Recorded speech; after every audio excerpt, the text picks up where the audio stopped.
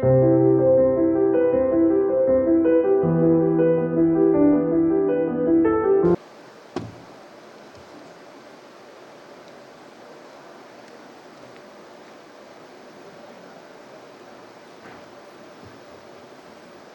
good afternoon. Thank you for calling me here to talk about IT fractures. I'll start right away. So, I just got a few cases to present, and from there we'll have some take-home lessons.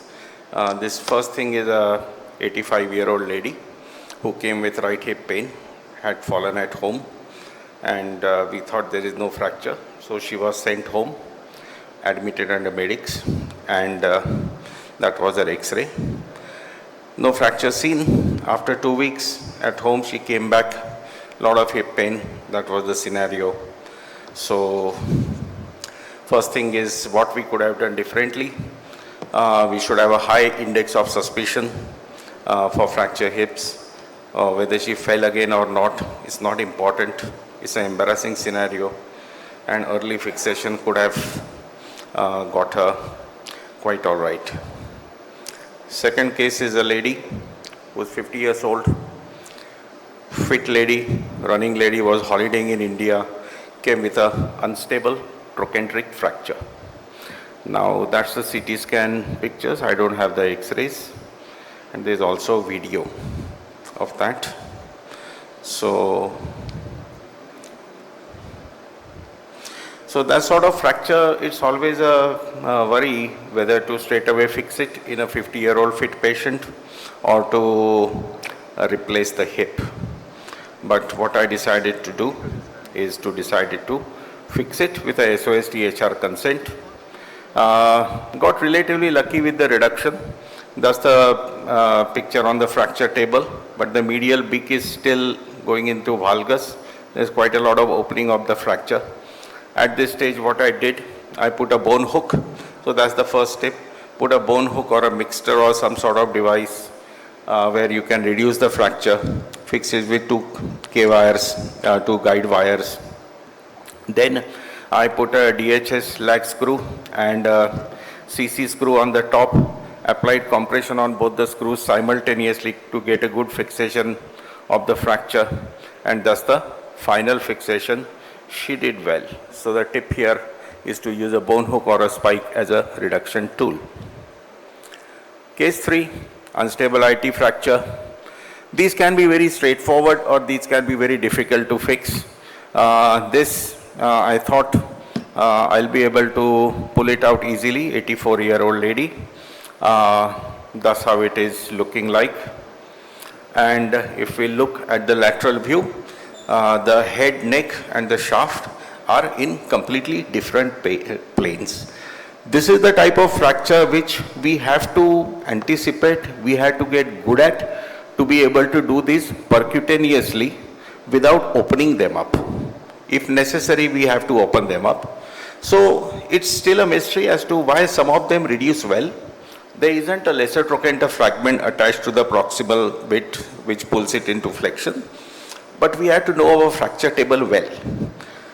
First thing to do, lift shaft up by doing various types of maneuvers. Somebody can physically lift it up, or you can put something like a crutch to lift up the shaft. Or pass the nail and then lift the shaft up. After that, then you pass the guide wire into the head.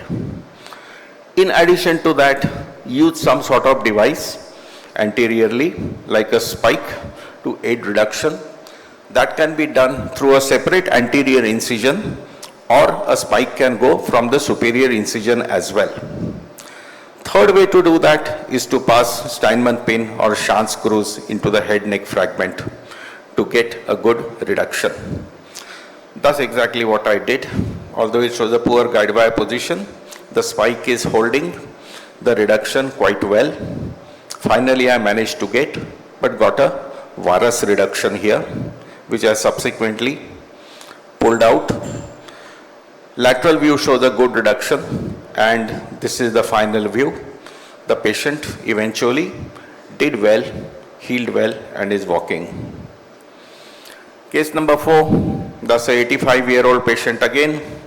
Now this one looks like a simple IT fracture, should be straightforward. That's the CT scan picture of that. But I had a very peculiar problem here. What happened?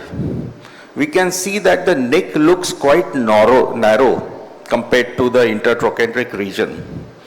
What actually happened was when I passed the lag screw and started to advance the lag screw by rotating, at some point the head started to rotate with the lag screw. That's when I felt that why did I decide to do a DHS? I should have done a straightforward PFN over here. But I must have had some reason. I could not derotate it. I fixed it in that position. And it was extremely lucky that this patient went on to a full healing of the fracture. And this is a 8 months X-ray. Another case, this 80-year-old IT fracture, quick PFN, X-rays were looking okay in the operation theatre, but subsequently it collapsed. And then the lag screw walked out. That was very embarrassing, needed a hip replacement. Why it happened, I don't know. Probably my tip against apex distance was bad over here. Case 6 was a reverse oblique fracture. This is a fracture which no matter what device you use, including an angled blade plate or a 95 degrees DCS, it still can fail. This is what I did. I opened it up, put circlage wire, then did a PFN. Subsequently, there was some varus collapse, but the fracture healed. Was it DCS a better option? Should I have used a trochanteric TSP over there? I don't know. Another case, liver disease, reverse oblique fracture with combination of the shaft.